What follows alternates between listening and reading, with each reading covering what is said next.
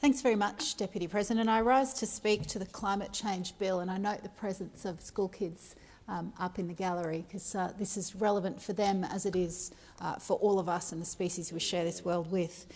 From the day that this climate change bill was released, the Greens have been warning what happens if the 43% passes today and new coal and gas fields are opened up the next day.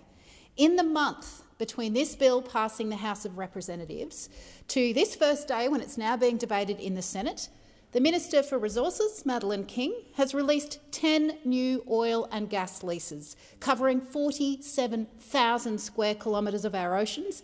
And then, straight out of the Climate Change Deniers book, she described carbon dioxide as, quote, the bubbles in your soda water or out of your soda stream. So, you know, we've got to keep it in balance how we think about carbon dioxide, end quote. Secondly, the Minister for the Environment refused to block a gas-fired fertiliser plant in WA's sacred site of the Burrup Peninsula, whose chemicals would erode the 40,000-year-old rock art made by Murujuga ancestors and preserved until the present day. Now, of course, the Greens remain committed to the fact that we cannot have climate justice without First Nations justice. Thirdly, just last night, the Prime Minister told a Minerals Council dinner here in Parliament House that the government will deliver a predictable transition while giving a nodding reassurance to the fact that Australia will keep selling coal and gas to the world. Well, it's predictable, all right, but it maintains the lie to workers that nothing is changing. And, of course, he went to that dinner instead of the Clean Energy Council function, which was on at the same time. Fourthly, since this bill was introduced in the House of Representatives, the Queensland Labor government has approved the expansion of the New Auckland thermal coal mine, northwest of Toowoomba, on some of Queensland's richest agricultural soil and farmlands. Now, that approval would increase the mine's operation by more than 60% and would extend its lifespan to 2034, a thermal coal mine. Now, this is a destructive project that will trash some of our best cropping land. It would threaten farmers' groundwater supply and all the while contribute to dangerous climate change.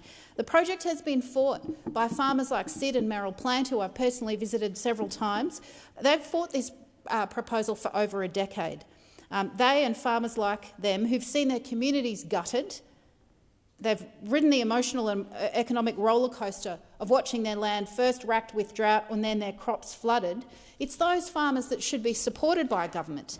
And instead, the Queensland Labor government continues to bend over backwards to appease the fossil fuel lobby. So how any of this squares with Labor's so-called commitment to net zero is an absolute mystery.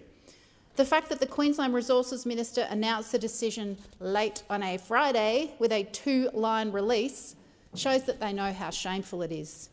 But of course, you then remember that both the opposition and the government receive over $10 million in political donations from the fossil fuel industry over the past decade. And you recall how many former ministers and senior advisors go to work in grossly overpaid lobbying roles for fossil fuel companies. Maybe Labor approving more coal and gas mines and neutering their own climate ambition isn't such a mystery after all. Ban political donations from fossil fuel companies and we might get science-based decisions. Because remember that the International Energy Agency has said that Labor's net zero target by 2050 can't be met if just one new coal or gas infrastructure or mine is built. Not one. There are now 114 new coal and gas projects in the development pipeline. So the message is simple. No new coal and gas. Everyone from Twiggy Forrest to the Pope is saying it. You can't stop the climate crisis by opening up new coal and gas mines. The Labor Party's target of 43% was set in consultation with political scientists instead of climate scientists, and it's at risk of failing because of new coal and gas. The committee into this bill heard evidence of how setting a 2030 target below what the science requires jeopardises that subsequent net zero target. And because this 43% target aligns more with 2 degrees of global heating and is not consistent with the Paris Agreement, that pushes more work into later years. If we are wasting more of our very limited carbon budget now with a weak 43% target, we will have to have faster, deeper emissions cuts later. Even for the risky 2-degree scenario, Australia would need to reach net zero a few years before 2045, according to ANU climate scientist Nerily Abram, professor who gave testimony to the committee. Because 43% is not science-based, the knock-on effect of that is that the net zero by 2050 is also not science-based. For that reason, I'll be moving committee of the whole amendments to the bill that will align Australia's targets with the science of what is needed to limit warming to 1.5 degrees. And this will eliminate the chance of runaway chain reactions on our climate system that we can no longer rein in. If we aim for 2 degrees, we're rolling the dice. And there is a very real risk that by releasing that much more heat-trapping energy into our oceans and atmosphere, that we could spark chain reactions beyond human control to rein in once they're unleashed. The bill that we're debating is set above that dangerous 2-degree limit. So the Australian Greens amendments that will move in committee stage will change the national target to 75% reduction by 2030 and net zero by 2035. That's what the science says we need to do. That's what this parliament should do. We will pass this bill, but we want to see targets increased within this term of parliament. We want to see Australia sign up to the global methane pledge that will see this potent but short-lived greenhouse gas reduced by 30% by 2030. That would be an important first step to prevent the early onset of dangerous planetary heating. Now, the Greens worked with the government to ensure that this bill, introduced into the parliament, included a no backsliding provision. We wanted to ensure that this legislation was Dutton-proof. And just like we worked with the Gillard government to make ARENA and the CEFC Abbott-proof, and that stood the test of time. We also secured agreement with the government that the climate change authorities' work had to be guided by the temperature goals of the Paris Agreement, not just a mere consideration which could be trumped by politics like the 43%. Importantly, we ensured that when funding agencies like the Export Finance Authority, Infrastructure Australia and the Northern Australia Infrastructure Facility, when they consider granting money to projects, that they will have to have regard to these targets. This makes it harder for public money to be used to further subsidise coal and gas. Next stop, we'll be tackling the $11.8 billion in public subsidies to fossil fuels that we've had in the budget for at least a decade now. And we will be looking at the October budget with a fine-tooth comb to identify all of those fossil fuel subsidies. When the government said the country is too poor to afford free childcare or to raise job seeker above the poverty line, it is criminal to be giving away more than $11 billion in free money to polluting companies every year, particularly when those fossil fuel companies often don't even pay their fair share of tax. We've also worked with the government to include in the committee report our shared commitment to working together on ending the use of burning native forests being counted as renewable energy. I'm sure my colleague Senator Rice will have more to say about that. Crucially, in the committee report, which was chaired by my colleague Senator Hanson-Young, we exacted support to establish a legislated energy transition authority to make sure that we can look after coal and gas workers.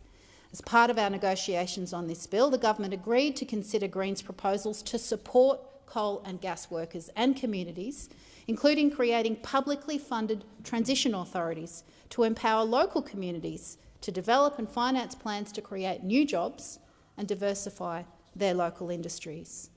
Coal workers haven't caused the climate crisis, and they should be looked after so that their communities and their kids can be assured a prosperous future, and they should have a say in what comes next. Coal workers know that coal won't stay in the system for decades. They know that they're going to get screwed over by coal corporations. They just want a clear pathway that will ensure their financial security and keep their communities in place. Now, we took to the election a job-for-job guarantee for coal workers, so that as we transition off fossil fuels, coal workers would get good jobs at the same pay by enabling their new employers to receive a wage subsidy of up to half the worker's former wage for up to 10 years.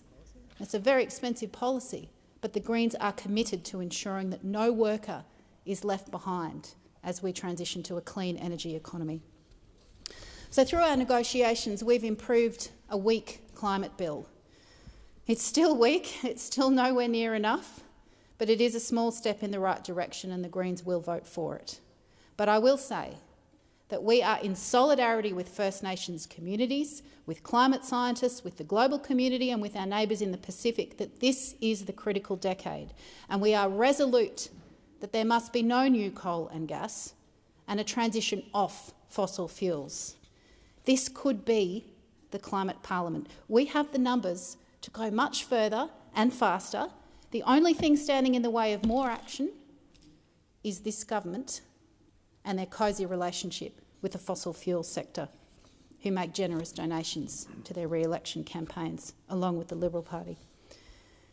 Using our numbers in the parliament, we will now look to putting further limits on coal and gas pollution.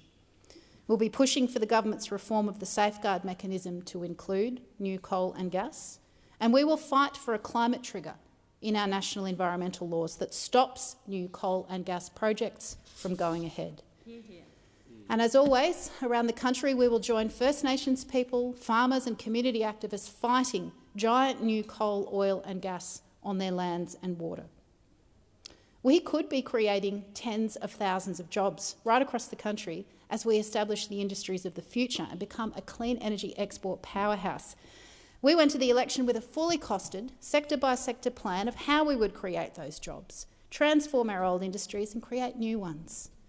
Australia is the sunniest continent on the planet with amazing wind resources and smart, adaptive and innovative minds. These resources and the huge opportunities are being wasted as each year passes. Imagine what could be achieved if Australia's energy is effectively free. Manufacturing could return to our shores again, and we could make green products here instead of exporting the raw materials overseas. Transporting ourselves, our food, our goods with clean electricity instead of imported oil would reduce the cost of everything and enhance our security. This future can happen if we rapidly transition to a clean economy powered by renewable energy and export it to the rest of the world. How? Shift electricity generation to renewables and storage. Increase electricity production to allow the electrification of all households, businesses, transport and industry. Soak up the remaining emissions and move to negative emissions by protecting our forests and landscapes and reform our agriculture to draw down carbon from the atmosphere so we can start to return to a safe climate.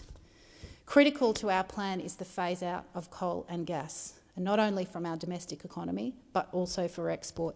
And this is why our goal of reaching 700% renewables is critical, because it will allow us to become a renewable energy superpower, developing new export industries and new manufacturing industries, such as green hydrogen, direct transmission of renewable energy and the production of green metals.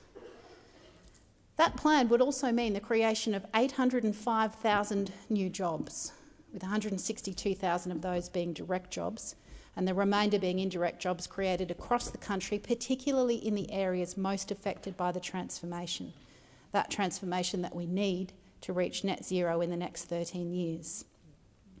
So our plan would not only create more than 800,000 jobs, but it will improve the budget bottom line by, and the PBO says this, $51.9 billion over the decade, as we remove those handouts for coal, oil and gas industries and make them pay for the damage that they're causing. As society makes this big switch, the Greens plan supports workers to shift out of coal and into new industries by guaranteeing them employment at the same pay, whilst also lifting income support for those unable to find a new job. The Greens will work to empower local communities to manage the change by developing and financing plans to diversify away from coal and create new jobs and industries as we act on global warming. This is and could be the climate parliament. We are ready to do what the science says is necessary to protect our biosphere and our communities. The question is how powerful the fossil fuel donors are in this building. and that remains to be seen. This fight is not over. We will keep pushing to make sure that not a single coal or gas project is opened, because the science says we just cannot afford to do that.